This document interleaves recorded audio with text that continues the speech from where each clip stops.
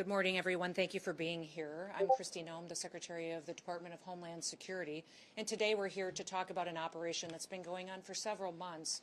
In fact, after an incident happened here in New York City that brought us to a point where we recognized that we had to work together in order to bring illegal criminal aliens to justice. Nearly 6 months ago, 2 criminal illegal aliens attacked an off-duty Customs and Border Protection agent and his friend while they were sitting on a rock in a park after hours enjoying the evening together.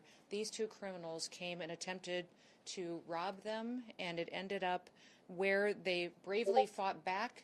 This officer defended himself and his friend, but not before being shot in the face and in the arm by one of these criminals. Immediately after, the men and women of the Homeland Security investigations worked with NYPD, leading to the arrest of that gunman in just 2 hours. Within 28 hours, the second assailant was arrested as well, and those individuals have been brought to justice. But those individuals would have never been in this country if they hadn't been allowed in by the Biden administration when they ignored our federal laws and allowed them to come in illegally. Now, the officer that was injured doesn't seek public attention. He wishes to remain anonymous, but he had a distinguished career and a legacy of service and continues to do so. But his life was forever altered by this heinous crime. His attackers never should have been in this country, and they've been protected and were protected up until that point by sanctuary city policies. In fact, they had long criminal rap sheets and were released by the Biden administration and continued to be released by leaders in this city to perpetuate crimes against the citizens that live here. During our investigation, we learned that these scumbags were affiliated with the transnational criminal organization, the notorious Trinitaris gang in New York. We began to target every single last person that is affiliated with them and recognized that they needed to be brought to justice. The American people deserve dignity, they deserve justice, and we deliver both. So we launched Operation Salvo here in New York City. Operation Salvo was a cooperation of the resources of CBP, HSI, ERO, and also the federal prosecutors from the Southern District of New York. The New York County District Attorney's Office also participated in this operation. We've arrested 54 individuals as a part of Operation Salvo since its inception just a few months ago. Those arrested are violent transnational gang members and affiliates associated with Trinitarios who are responsible for weapons trafficking, for human smuggling, for narcotics distribution, and for armed robberies. They had perpetuated previous violent attacks across the city of New York City. We have already removed not only many of these individuals that we have arrested, but over 60% of them have been returned back to their home countries to face justice for their crimes there as well.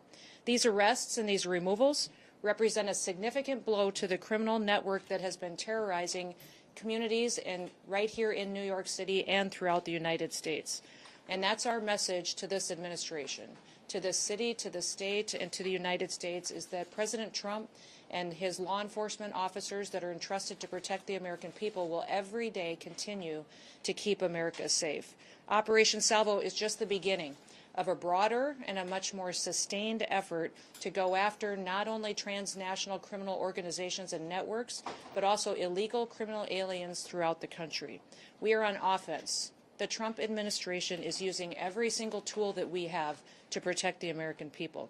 Sanctuary policies, whether they're here in New York City, whether they're in California, Illinois, or Minneapolis, if you are a criminal illegal alien, we are coming to get you. We will arrest you. We will bring justice, and we will also bring safety to the American people. We are warning anyone, if you think you can harm an individual, a citizen of the United States, or a law enforcement officer, we will find you and bring you to justice. If you lay a finger on one of our officers, we will catch you, we will prosecute you, and you will feel the full extent of the law. In every single thing the Trump administration does, we put the American people first. Operation Salvo has proven that by taking 54 dangerous individuals off of our streets and protecting the people who live here in this city. Now, also thanks to President Trump, we have 2.6 million people who have left our country who shouldn't have been here in the first place. They were here illegally, and over 650,000 of them were arrested, detained, and deported back to their home countries. 2 million of them left voluntarily, recognizing this was their opportunity to go home and come back someday the right way so they have a chance to enjoy the American dream. Of course, doing these operations requires brave citizens that are willing to serve their country, and we're excited by the amount of people who want to join the Department of Homeland Security in their efforts to protect the American people. And tomorrow is Law Enforcement Day, so I'd like to encourage all of you that when you see a CBP officer, an ICE officer, anyone serving in federal, state, or local who are pledging their lives and taking an oath to protect their communities and their country and the people that live there, that you thank them. Do something nice for them. Buy them lunch, give their families some support, and thank them for their service and their dedication to freedom and to liberty and enjoying the opportunity to sleep peacefully in our beds at night. Now, I'm pleased that I get to introduce several other speakers that will come up and share information on this operation with you. The first one is going to be Director Frank Russo will address and talk about some of the specifics of this operation. Thank you, Madam Secretary.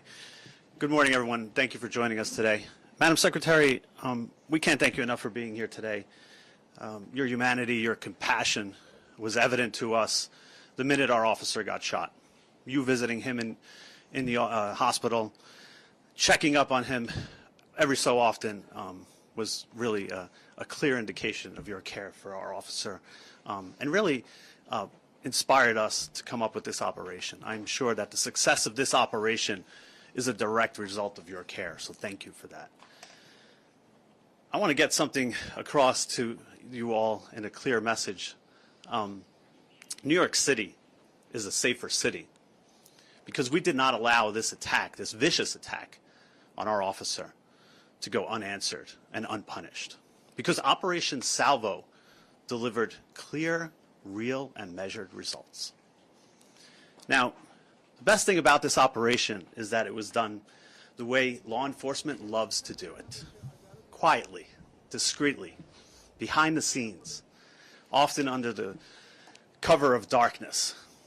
And what that did was it allowed our officers and agents to go out there, to conduct surveillance, to do intel gathering operations, and to arrest these individuals without any interruptions and without any impact to civilians.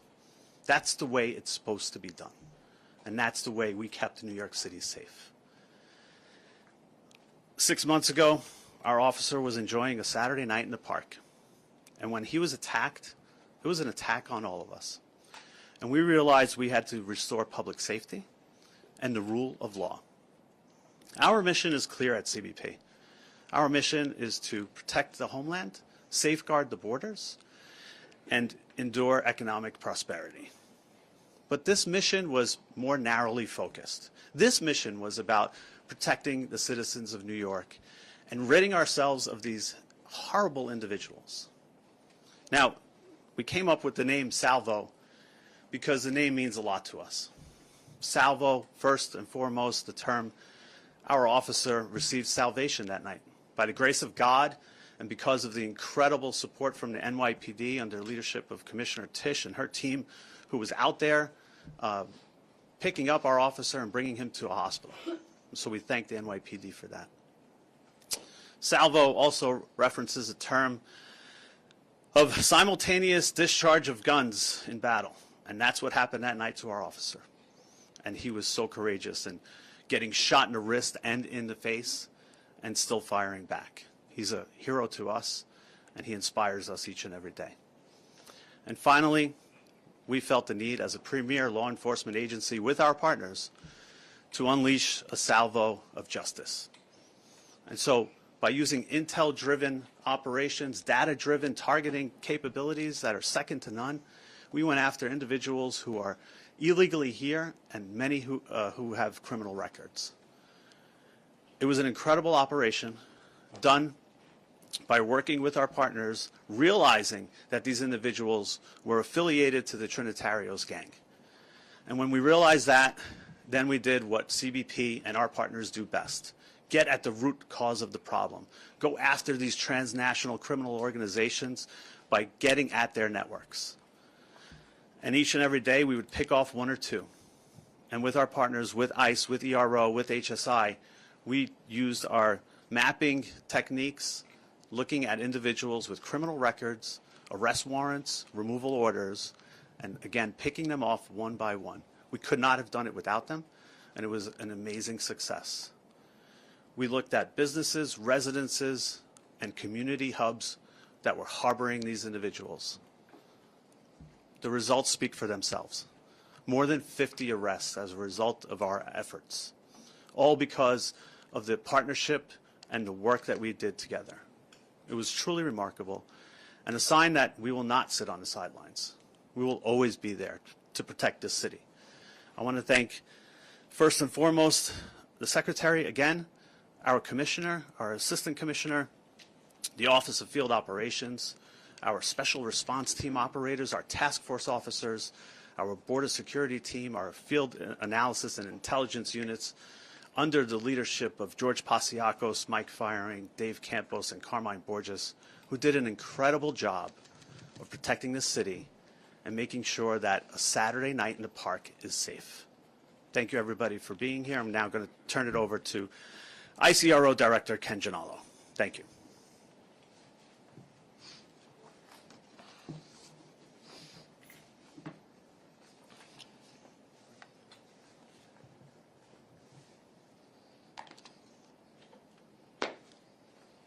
Morning, everyone. How you doing? My name's Ken Gianallo. I am the Field Office Director for ICE Enforcement Removal Operations, New York City. I first want to thank Secretary Noem for traveling to the city today and for her continued and unwavering support of our brave law enforcement officers. We are here today because of the abject failure of the New York City bail reform laws and sanctuary city policies. The tragic shooting of this heroic CBP officer was entirely preventable and is a direct result of those policies. What makes this case particularly egregious is both of these violent criminals had been in NYPD custody on multiple occasions. However, due to these sanctuary city policies and the politicians that prioritize politics over public safety, these criminal illegal aliens were repeatedly released onto New York City's streets to harm this brave officer. ERO New York City is proud to partner with CBP and HSI in this joint initiative to not only locate and arrest the two criminal aliens responsible for the shooting, but also to identify, locate, and apprehend their Trinitario associates, ruthless gang members who engage in illicit activity and terrorize law-abiding New Yorkers. Together, we have arrested over 50 criminal aliens, many with felony convictions, including weapons offenses, drug offenses, robbery, assault, rape, sexual abuse, burglary, and larceny. Approximately 30 of those have already been removed from the United States, while the remaining are in ERO custody at this time. Communities with sanctuary policies suffer the most harm from criminal aliens. When local police release dangerous aliens into the community, they often reoffend in the same community that they are released in. And also, they stay in sanctuary city areas. In this case, the shooter demonstrates he would travel to another sanctuary city jurisdiction, which was in Massachusetts, where he had an outstanding criminal warrant for armed robbery. So to further their criminality without fear of consequences or repercussions, they will travel to sanctuary city jurisdictions, basically hiding in plain sight. They provide safe haven for criminal aliens. The lack of cooperation is unprecedented across the law enforcement spectrum, and rather than the city's stated purpose to protect the immigrants in New York and the citizens of New York City, these misguided policies allow criminals to roam freely in our city, in our country, subjecting New Yorkers and all Americans to unnecessary harm, which includes an off-duty CBP officer just trying to enjoy his Saturday evening in our great city. ICE will continue to uphold the mission to protect the city's residents by holding alien offenders accountable. New Yorkers should not have to worry about violent criminals roaming their neighborhoods because the local systems fail them. We always stand ready to work with our local law enforcement partners without condition and sincerely look forward to reestablishing mutually beneficial path forward for the safety of all New Yorkers to ensure preventable tragedies like this never have to occur again. Thank you. I will now introduce you to the Special Agent in Charge for Homeland Security Investigations for New York, Mr. Ricky Patel.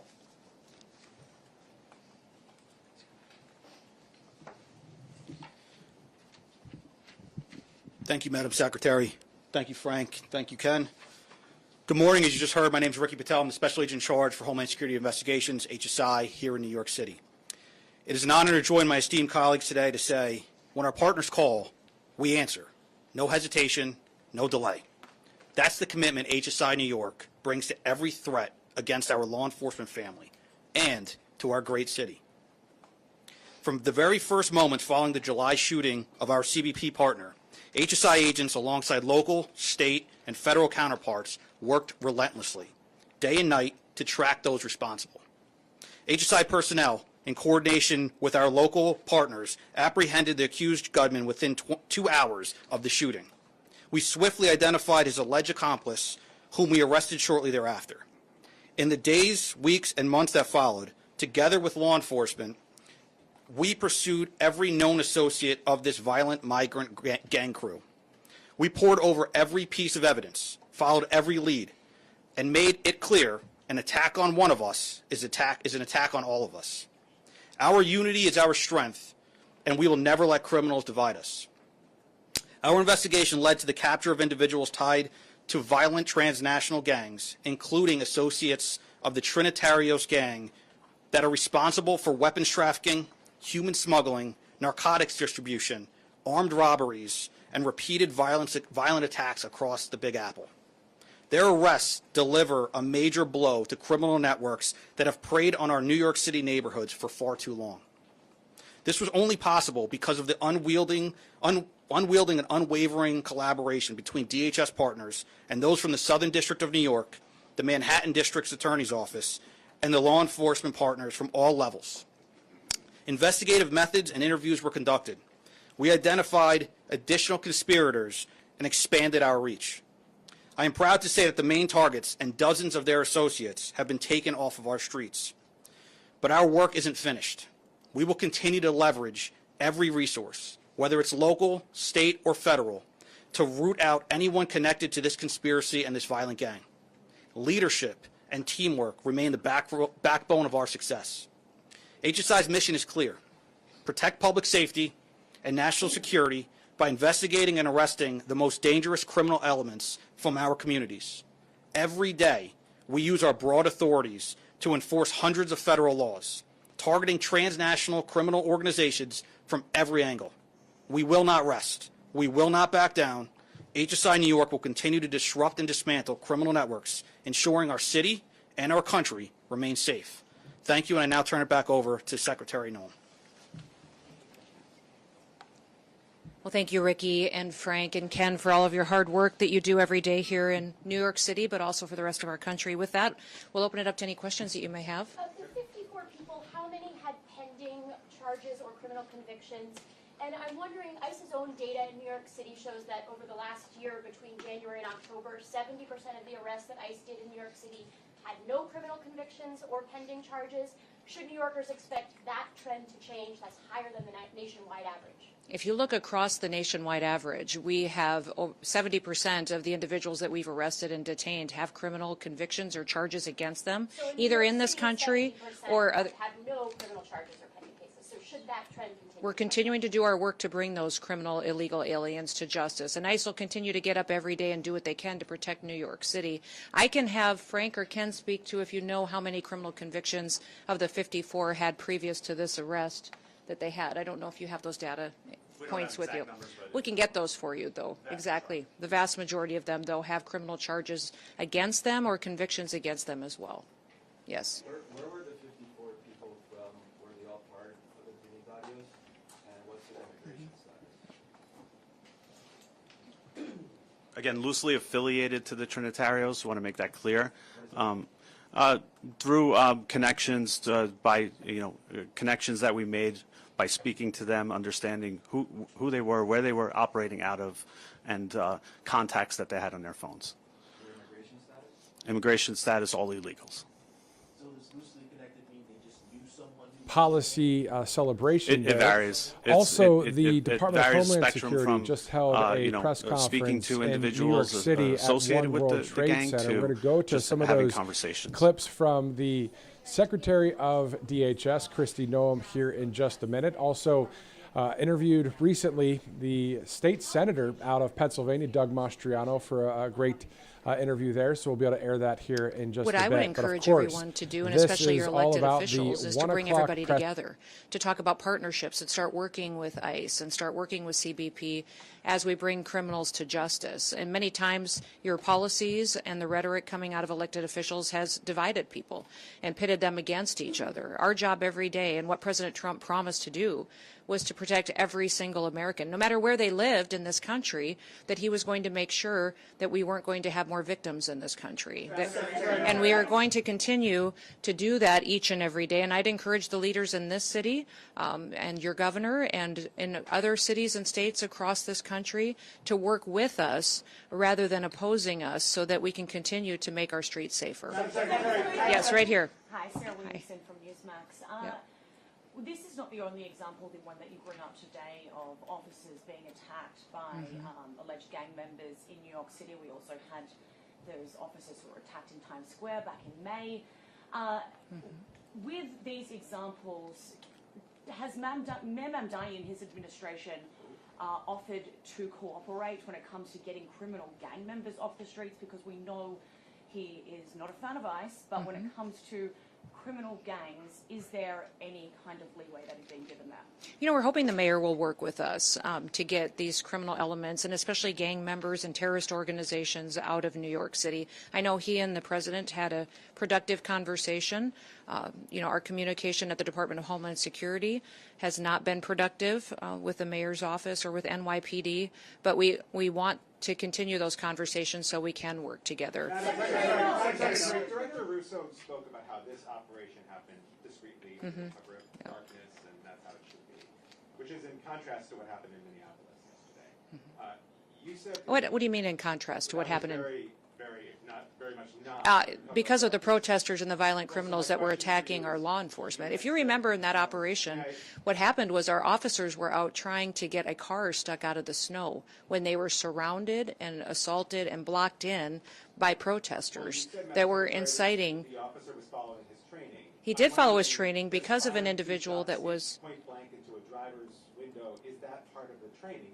How is that self-defense? This is an experienced officer who followed his training, and we will continue to let the investigation unfold into the individual and continue to follow the procedures and policies that happen in these use of force cases. But let's remember the events that surrounded what happened yesterday on that tragic situation was that these individuals had followed our officers all day, had harassed them, had blocked them in. They were impeding our law enforcement operations, which is against the law. And when they demanded and commanded her to get out of her vehicle several times, she did not. So we'll continue to allow this process to unfold and recognize that these law enforcement officers every single day put their lives on the line. They go out and do their jobs. They go out and... This was an act of domestic terrorism, which is perpetuating... Into who she was or what she was about, and yet now how you're saying. These policies and procedures that follow a use of force situation like this are continuing to be put in place. So this is standard operating procedure after every use of force situation, is that we follow these procedures and protocols. This situation is no different. Back there. Nope, this young lady right beside you. I'll come to you next. Thank you so much. Should we expect a surge of agents in New York City, and if so, when? I would say that President Trump and his administration are focused on protecting people. So we will never telegraph exactly the numbers and operations that we have and where we will be focused on. But I think that when you see violent criminals that are taking advantage of American citizens and putting their lives in jeopardy, our law enforcement officers at DHS will always show up. Yes. I'll come back. I'll come back. Go ahead. Secretary, the officer involved in the shooting yesterday, has he been suspended or is he still in the field? The officer went to the hospital. He was hit by the vehicle, went to the hospital and received treatment, was released, and is spending time with his family now. And is he still Yes, sir? Yes. In Minneapolis yesterday, you said the surge there would continue. While you didn't directly say whether we can expect an ICE surge for civil deportation enforcement, can you explain what a surge is?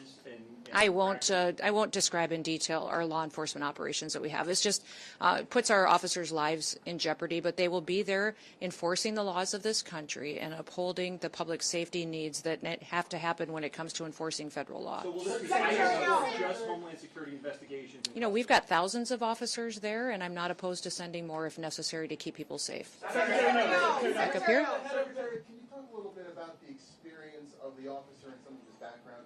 How much training did he have?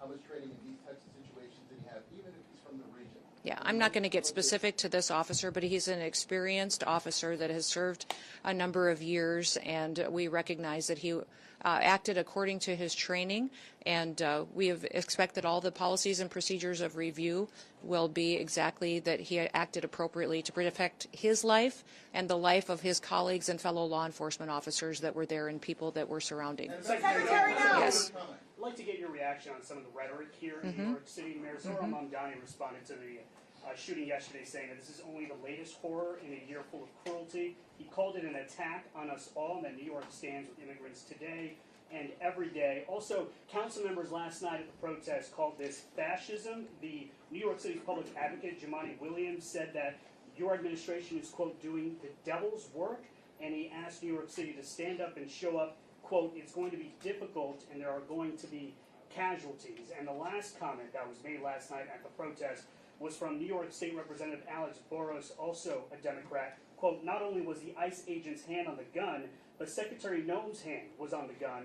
President Trump's hand was on the gun. What is your response to New York Democratic leaders, those particular comments, and the protesters that are outside? I would say those comments are why we're standing where we are today. That kind of language and that kind of provocative talk, inciting people to take action and perpetuate violence in some cases, is unacceptable, and especially of elected leaders. We have a responsibility to state the facts, to go out and enforce the law.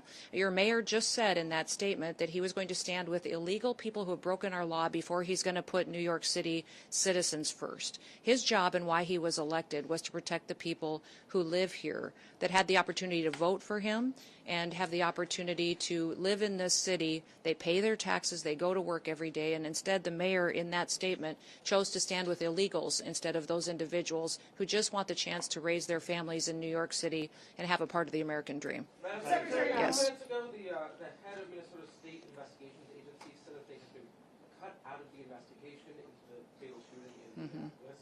Can you explain that reversal? I'd like to know where they've been and why they're not out on the streets investigating all of these people that are harassing and inciting violence on law enforcement officers right now.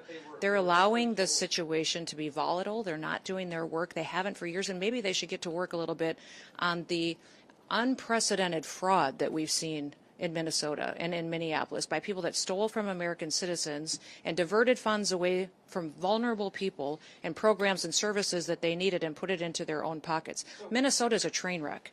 It is corrupt, and it was under the leadership of Governor Walz and this mayor that they allowed it to happen, and they let criminals and illegals and people abuse programs and steal the money, and now they're allowing violence to go forward on the streets as well. Does this also apply to the Minneapolis Police Department, the county sheriffs, the federal authorities at this point, they don't want. I won't put a blanket statement out like those other individuals will. What I would say is I welcome them to come and help us. Come help us make sure that the streets are safe, that laws are enforced, and that we can do the right thing to make sure that American citizens come first.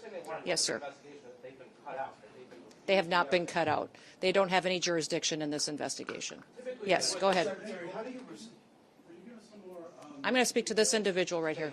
Yes. Jay Dow from WPIX-TV. How do you respond to Americans who have been listening to your comments that this was an act of domestic terrorism, that the officer was hit by Anytime a you bullet, take say that something. it is in direct contradiction to what they are seeing and watching in the multiple angles that have been released What in I the would. last 24 hours.